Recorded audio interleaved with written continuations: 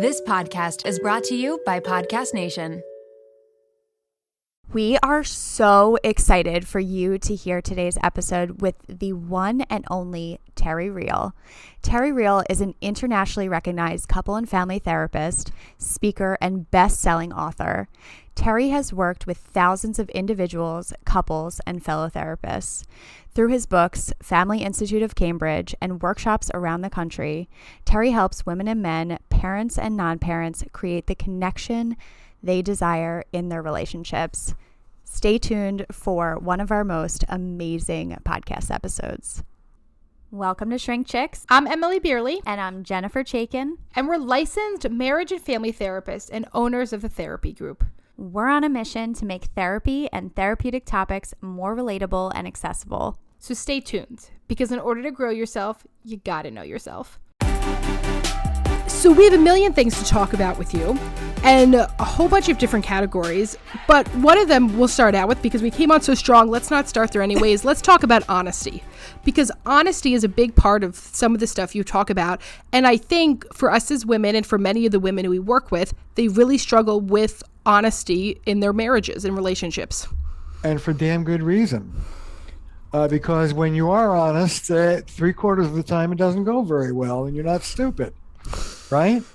Yes. So it's all well and good to say, you know, I have a thing I call fierce intimacy. I believe in fierce intimacy. I believe that what happens to many couples is they stop taking each other on, resentment grows, generosity and sexuality dies, and there you are. Then they're coming to someone like us. And taking each other on and dealing with the issues as they come up in real time, you know, that's just hygiene. That's just like brushing your teeth or going to the doctor. It's what you need to do to keep the relationship clean and straight. We don't do it.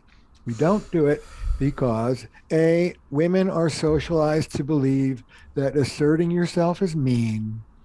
B, women are socialized to believe, and feminism has helped, but it's not perfect, that your needs should be, a good woman shouldn't really care that much about her needs. She should be at the service of those that she loves. And most important, women know that when you confront men, all hell breaks loose, and they're too smart to do it. So I talk to women about what I call, now look, I can't, if you're married to a beast who's going to get defensive and retaliatory every time you bring up an issue, drag that guy into couples therapy. You're in over your head. And let me just say this. People ask me, when do I know when I need help? The answer is when you can't handle it alone. Duh.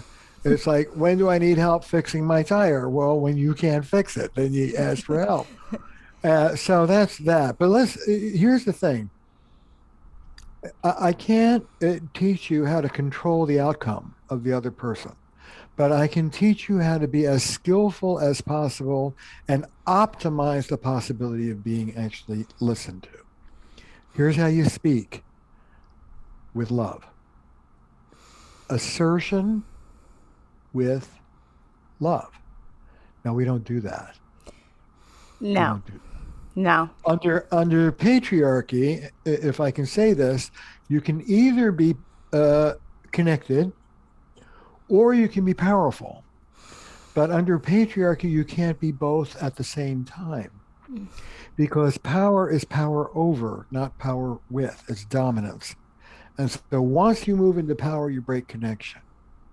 What women are afraid of in speaking up to men is that the men will blow up and get angry, or they'll run away and withdraw and shut down, leave you. Somebody can run away and still be sitting there. It's called stonewalling somebody. Or, this is particularly interesting, the guy will fall apart and it will be your fault because you confronted him. You will have unmasked him. You will have shamed him. These are the things that frighten women to speak up to men. And by the way, these are the same things that frighten therapists to speak up to men. And indeed, our patients, when confronted, can either blow up, walk out, or fall apart, and you'll feel guilty. It's the same force of patriarchy that is stopping women from speaking and stopping therapists from speaking. So how do you do it? Under patriarchy, you can be connected, affiliative female, quote unquote, or you can be powerful, independent, assertive male, quote unquote, but you can't be both.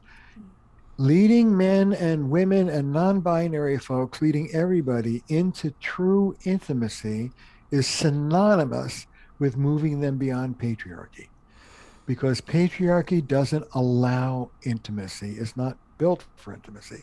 So what do I mean? It goes like this. Jen, I need to clear the air with you. This is a role play, of course. I need to clear the air. I need to clear the air with you. Is this an okay time? Yes. Okay. First, you negotiate clearing the air. You don't just walk in and core dump.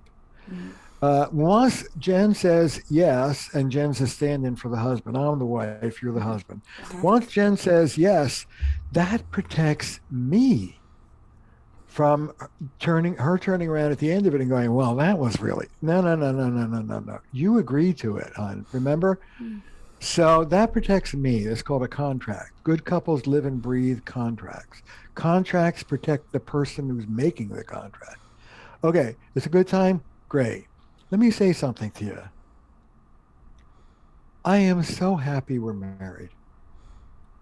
I think you are just the greatest thing.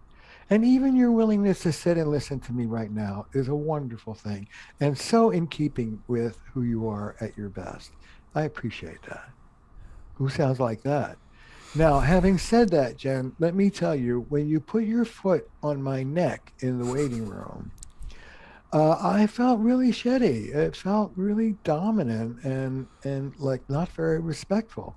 Could you do me a favor and deal with that and maybe reassure me that you're going to stop doing that?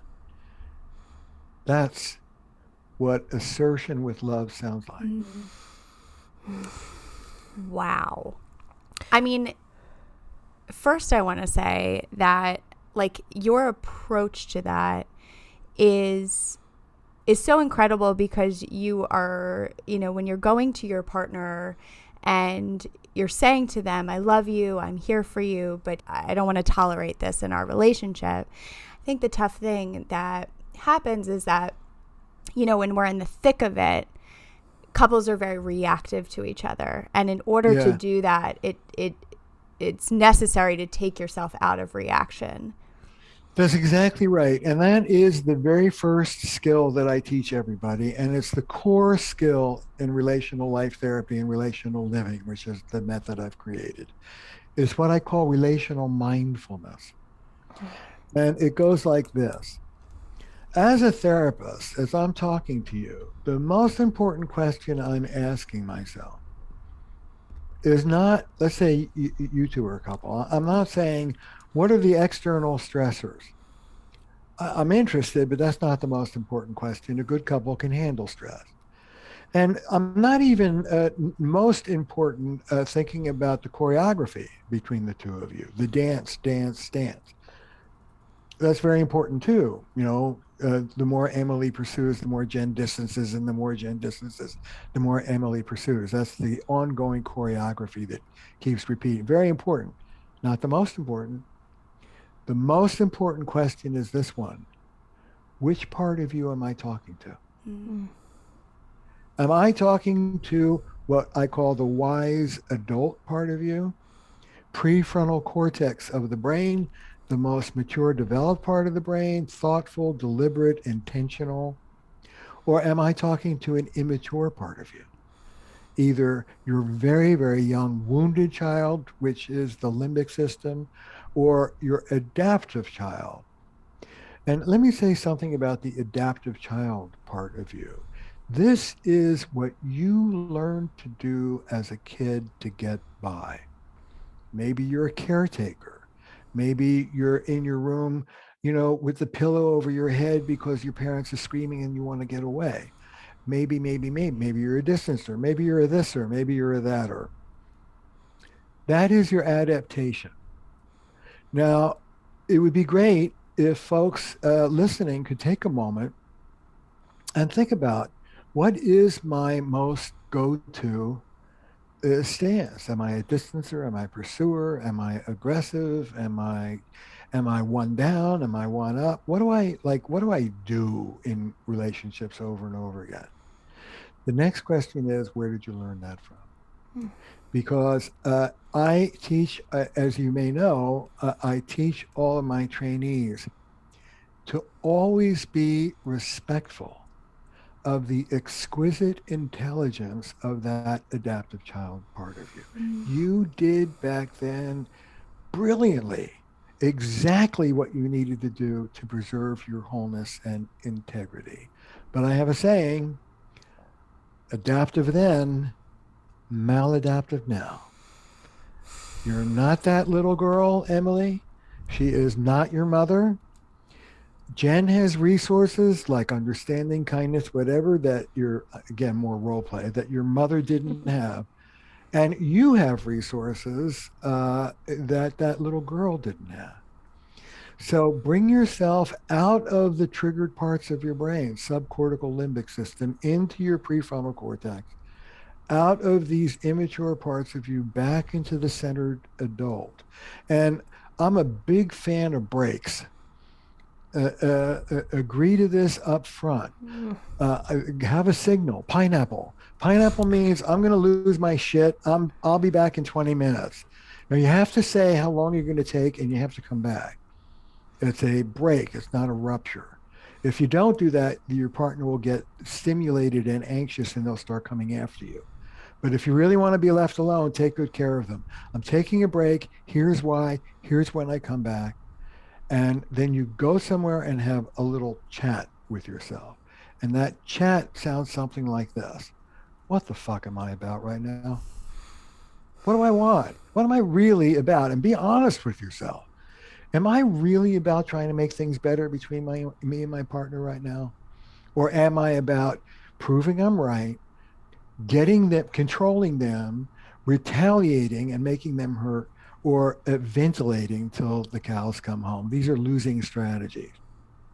If you are involved with any of those losing strategies, you are not in your wise adult.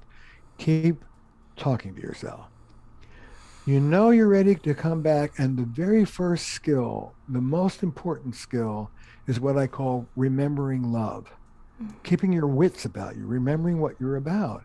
Somebody said, wait, why am I talking? And remembering love means the person I'm speaking to is someone I love. And the reason why I'm speaking is to make things better between us. If you are in that place, go ahead and talk. If you're not in that place, I have great advice for you. You want to know what it is? Shut up.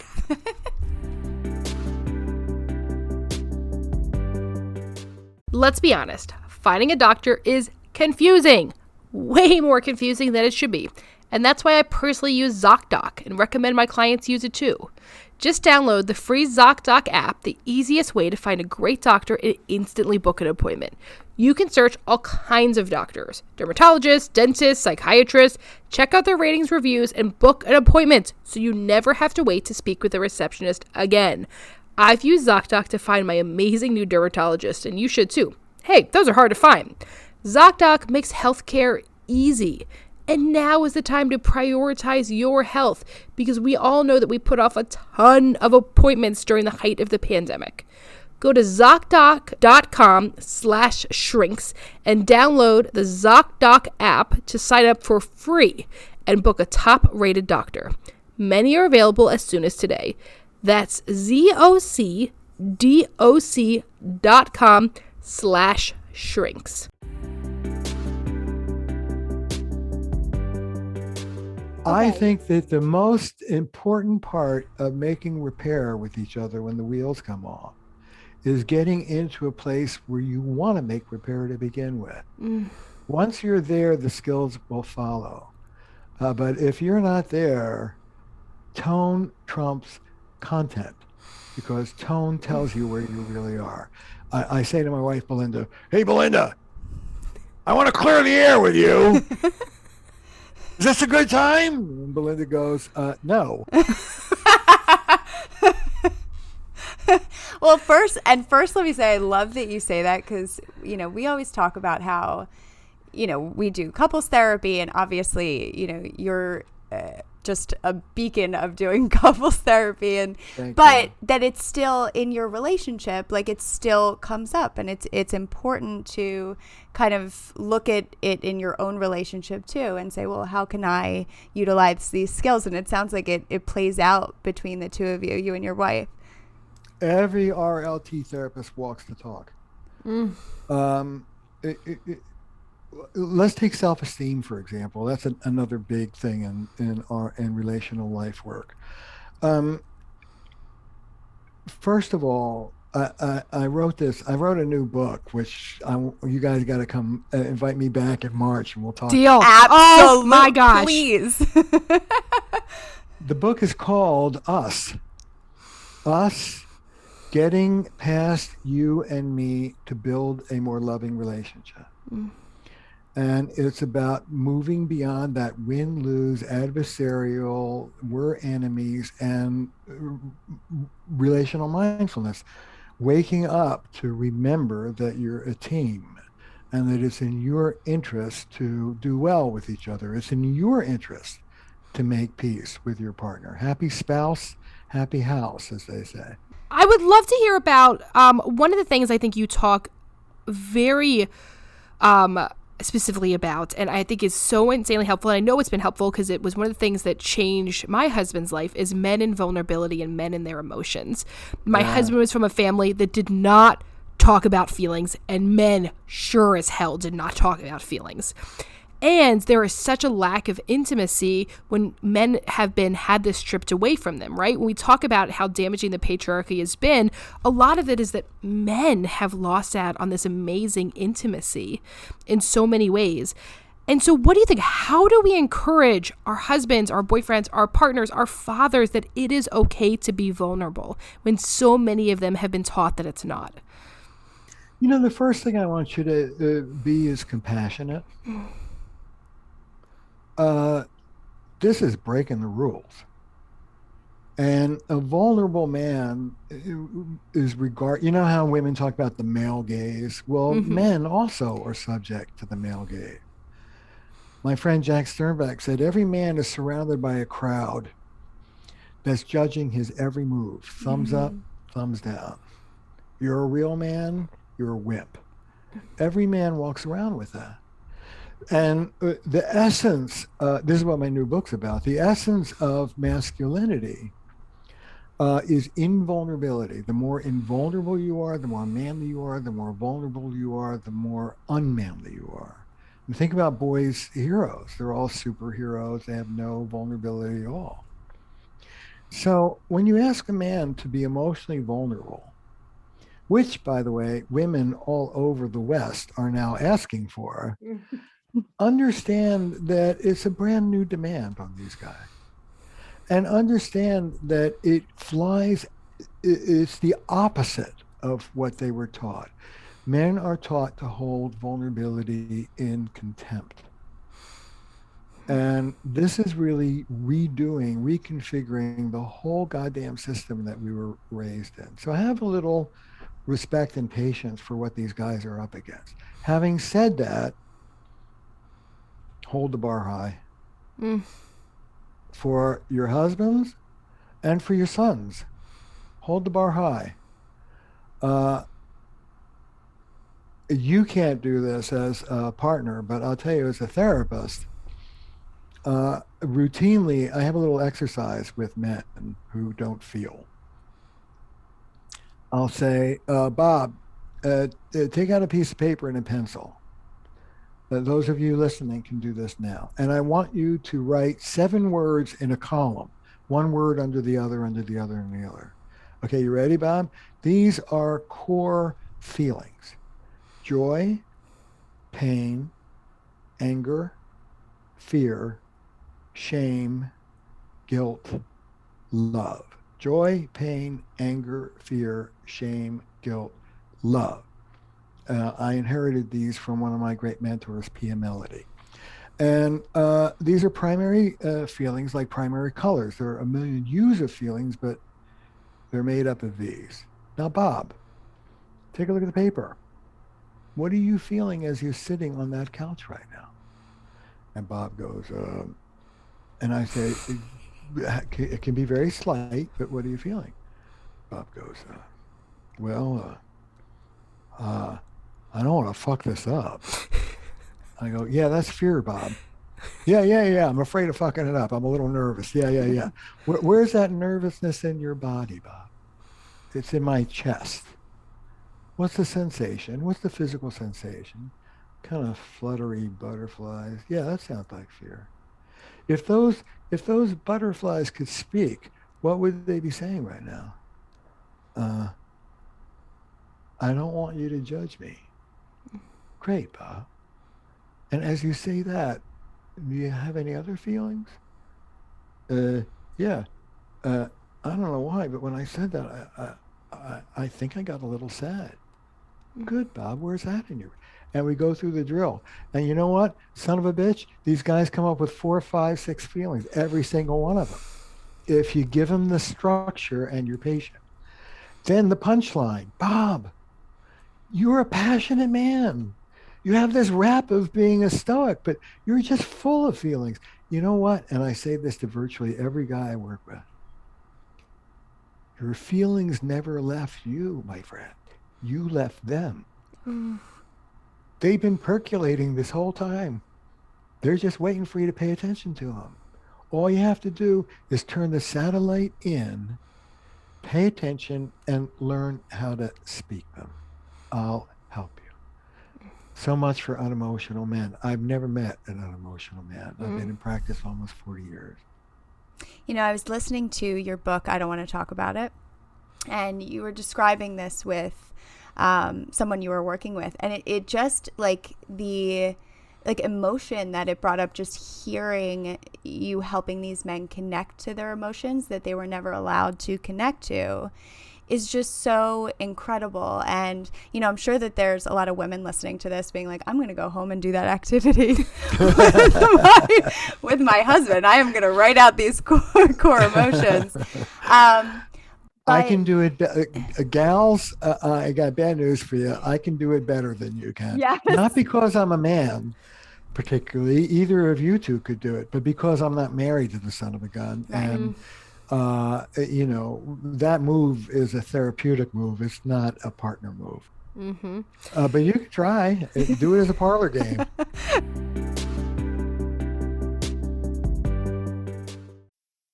If you love listening to Shrink Chicks, check out these other podcasts on Podcast Nation Network. Hey there, my name is Renee Rena, and I am the mom friend you have always wanted. I am also the host of the Mom Room podcast. So join me in the Mom Room and help me change the narrative of what it means to be a mom. Hey, it's Blake and Eric from Behind the Rose, a podcast where The Bachelor meets country music. Welcome to OK Sis. I'm Scout. And I'm Maddie. And we are sisters IRL. We touch on everything from mental health to female empowerment to skincare to business strategy to pop culture. And we make sure we're laughing along the way.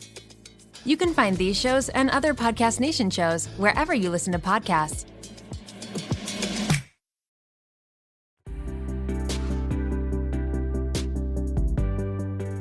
I think one of the things I also love that you talk about is that you are not neutral as the couples therapist.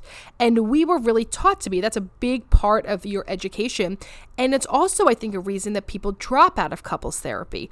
I can't tell you how many women have come in and said, we've been to other couples therapists before, and they didn't say anything, and they just were neutral, and it didn't feel like there was collaboration or direction. Right. Yeah, it didn't do shit, right? It was a horrible experience, and people drop out of couples therapy. I think couples therapy is fucking fantastic when it's done right, but it can also cause some danger and harm. So I'm wondering if you could speak a little bit more towards that, of choosing to not be neutral.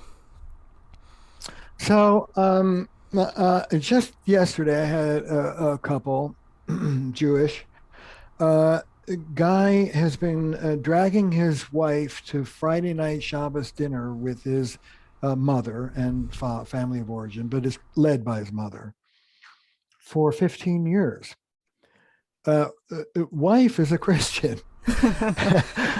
doesn't particularly like his mother, and really would rather not be there. 15 years. Wow. I tell this guy, now she's ready to divorce him. I tell this guy in the very first session, say, do you realize that you've been throwing your wife under the bus for 15 years? How long have you privileged your mother over your wife? And he goes, I don't privilege my mother over. I said, well, you know your wife doesn't want to go to those dinners. Yeah. What stops you from saying no to your mother? You don't say no to my mother. No. You don't say no to your mother. What stops you? I don't like, I like to avoid conflict. You know, that's really interesting because you're sure not avoiding conflict with your wife, are you?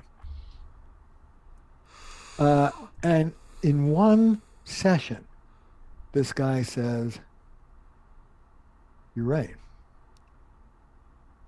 And tears come to his eyes.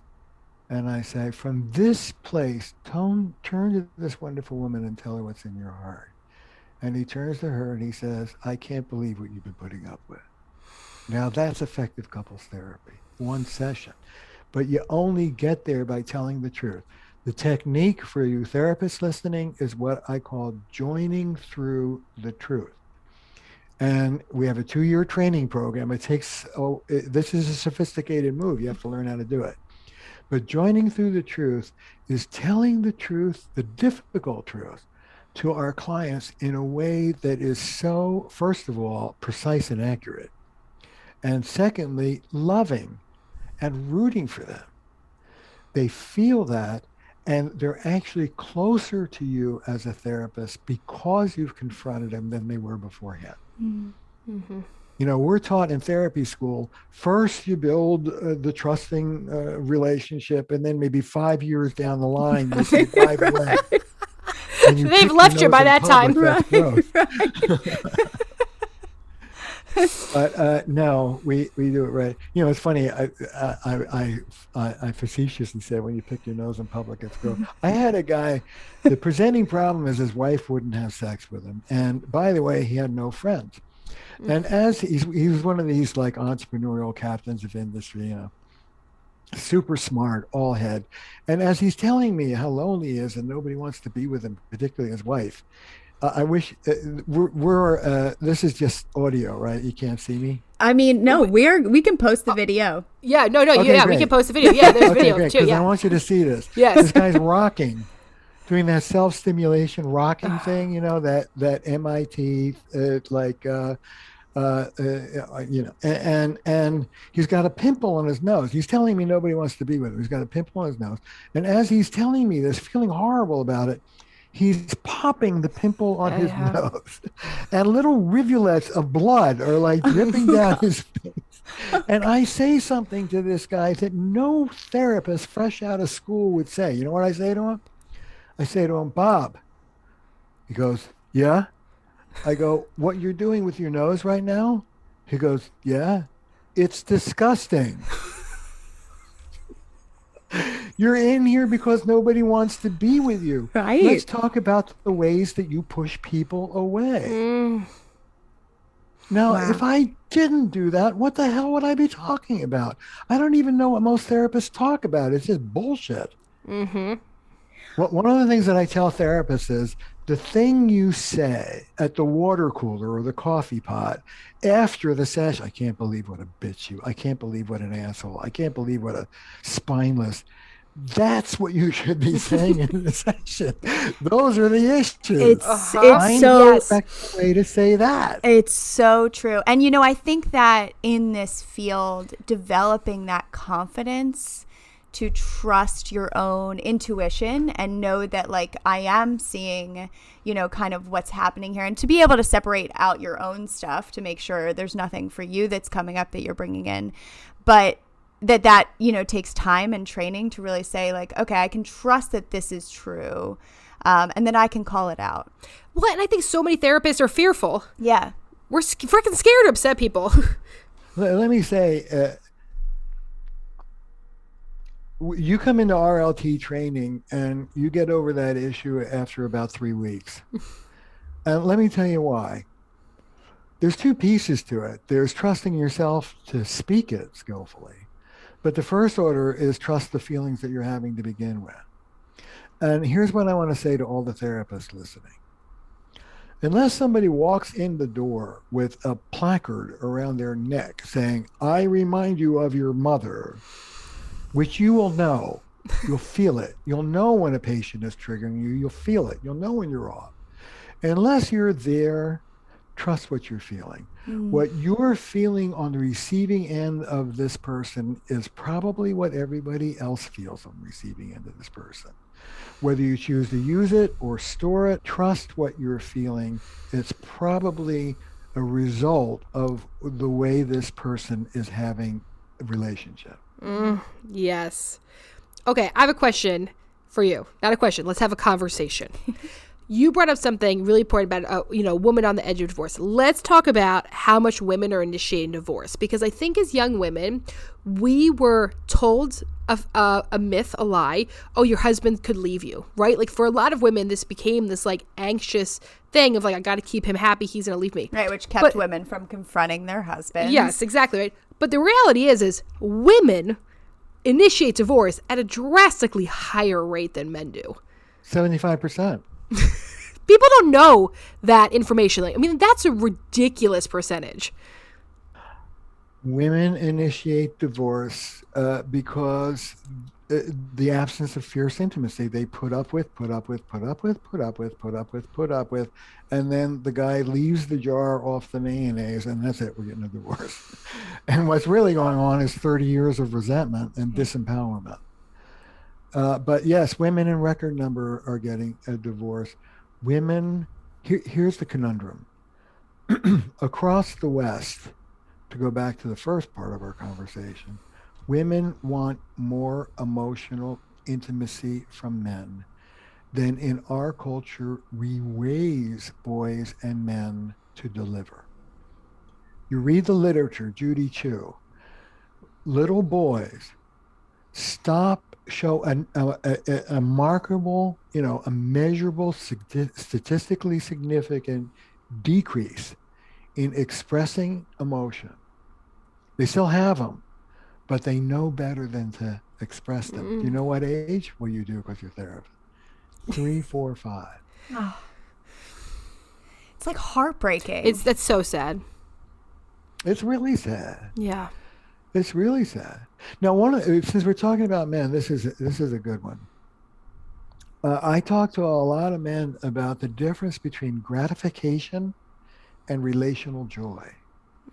And many of the men that I work with have no idea what relational joy even means.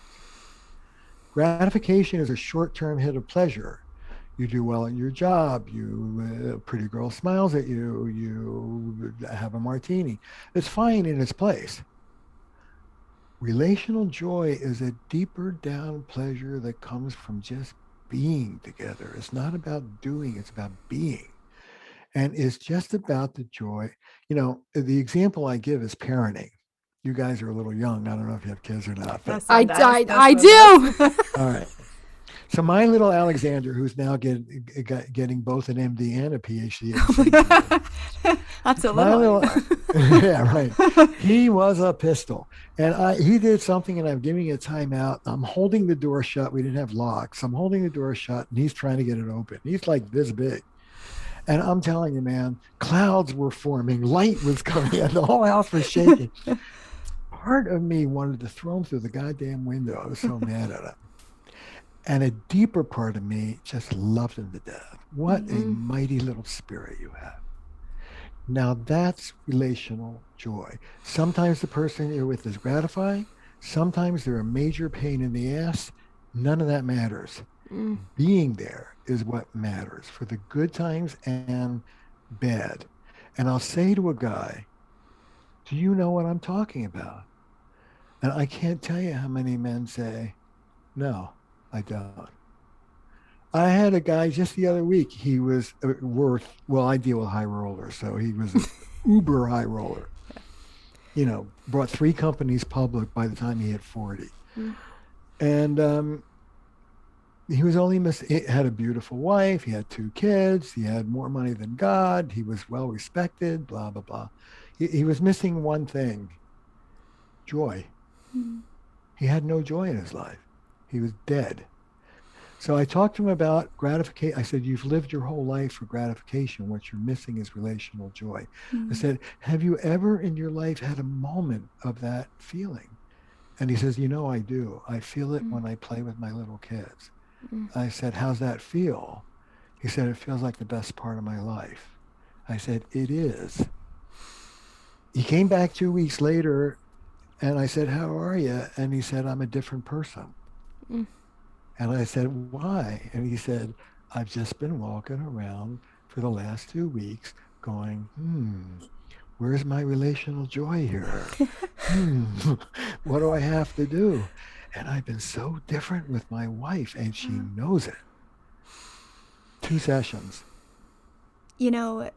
As you talk about that, what was coming up for me is that, men are so often taught that like you find joy in success and wealth, and, so often finding out that that's not true.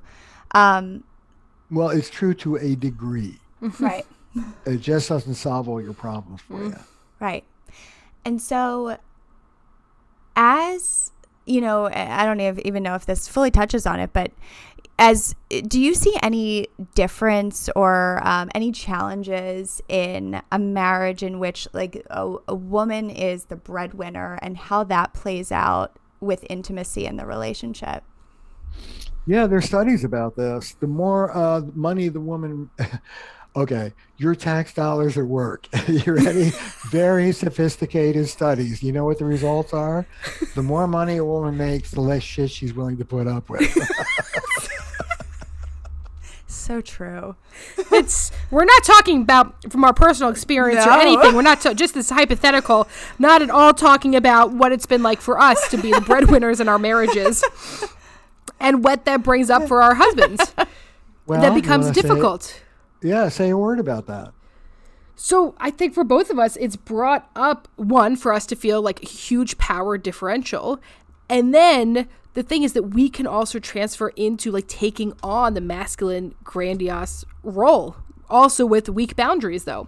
And this other part of then, I think for both of us who have husbands who their careers were part of worth, that job, career success was a big part of worth, and that has been a bit of a existential crisis for them. Well, the existential crisis is there may be more to you than your career, and that is shocking news for a lot of guys.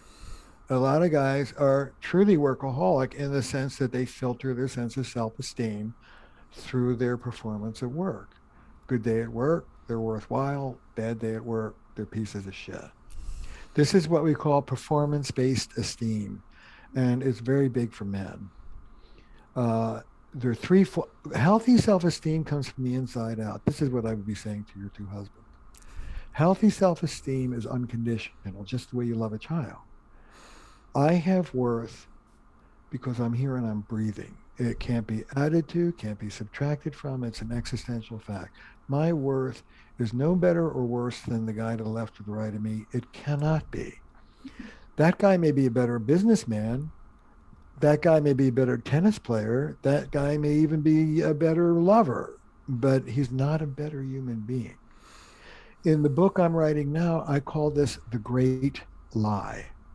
The lie that our culture rests upon. The core of our culture is the lie of superiority and inferiority.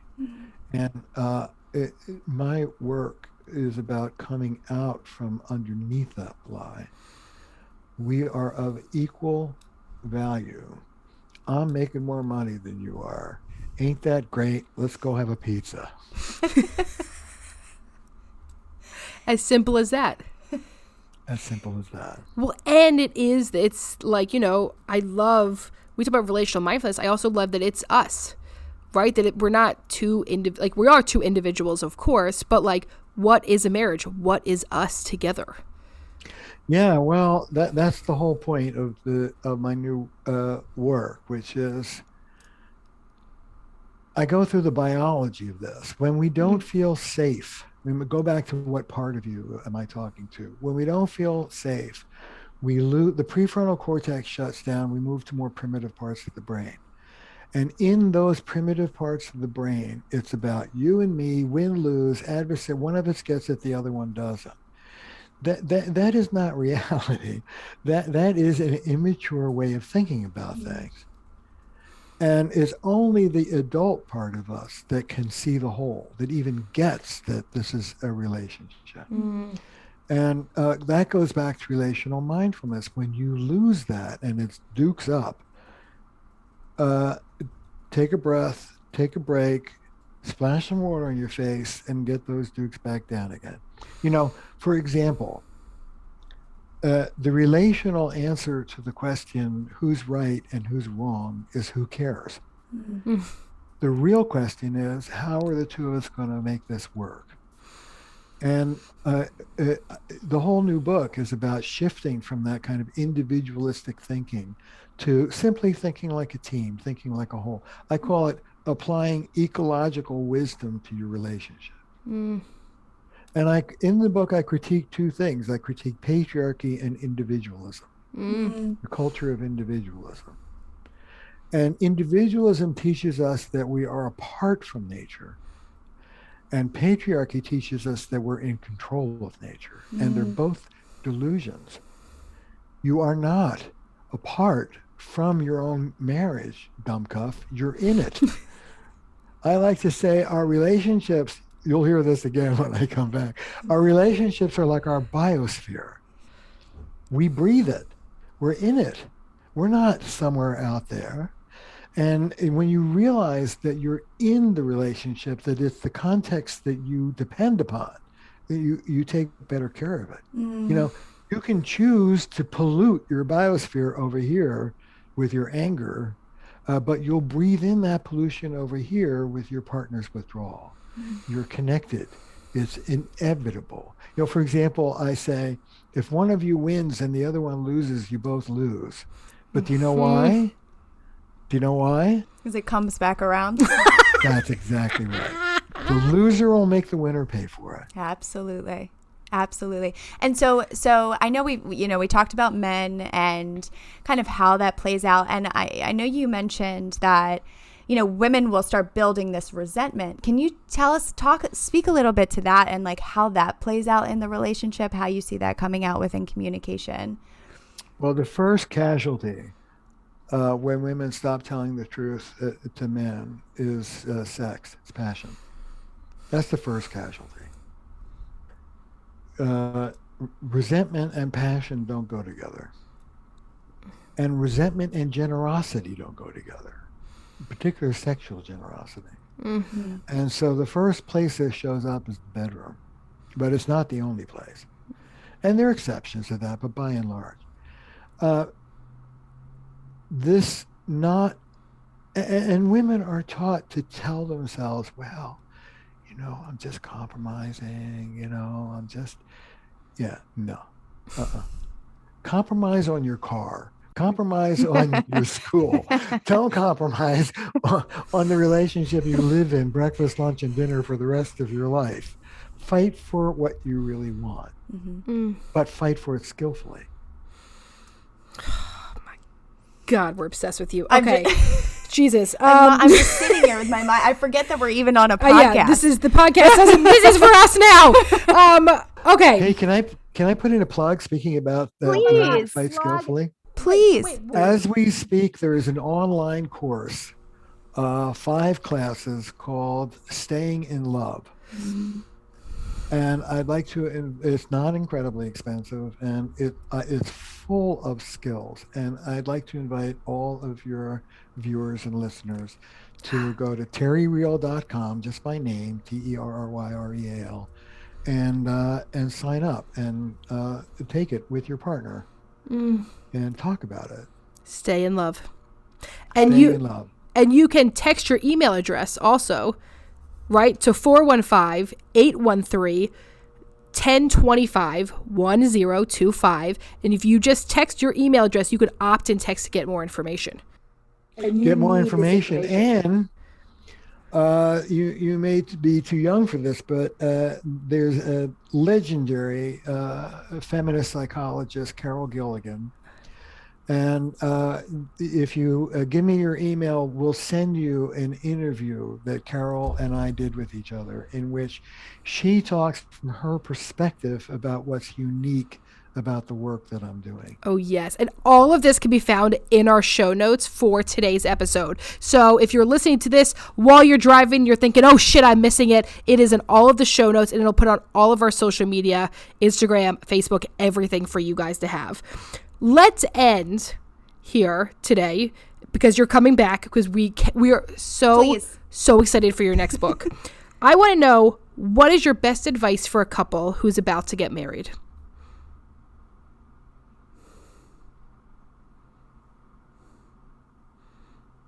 Okay.